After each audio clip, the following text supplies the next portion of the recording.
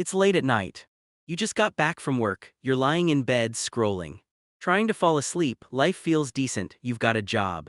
A steady income, your parents are proud. You're doing what you were supposed to do. Then casually, you open a property app just to check. What would it take to buy a house? You enter your office location, and suddenly things feel different. The prices don't just surprise you. They slow you down, you start doing the math. If I save consistently, this might take years. And then one honest thought hits you. This is harder than I expected. But here's the shift most people miss. Heavy feeling, it's not failure, it's feedback. It's your brain telling you something needs a smarter approach. And the good news is you can absolutely flip this. Because the problem isn't that you're doing nothing. The problem is the world around money has changed. And no one really explained the new rules. You're earning but expenses are rising faster. You're saving but it doesn't feel like enough. You're investing, but results take time, so naturally it feels confusing. And when things feel confusing, people react in two common ways. Either they start spending more, trying to enjoy the present, or they take big risks trying to speed up the future. Both feel logical in the moment, but neither really solves the problem. So instead of reacting, let's reset the approach in a smarter, calmer way. Break-on point 5. First, discipline still works.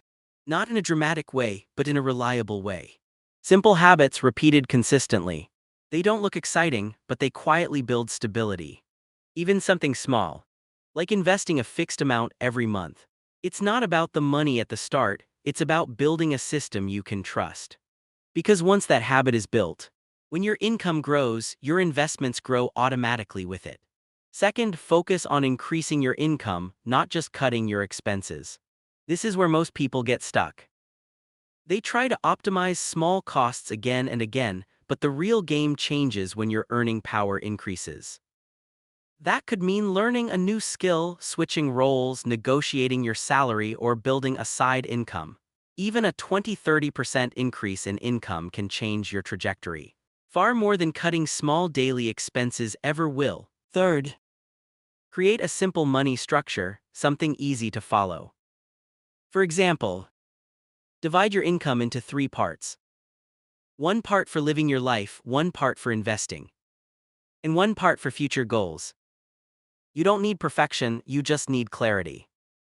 Because when your money has a direction, you stop feeling lost. Fourth, build an emergency buffer. This is underrated but powerful.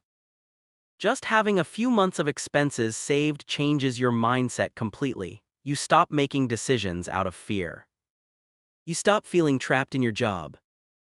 You start thinking clearly. Financial confidence doesn't come from big money first, it comes from small safety.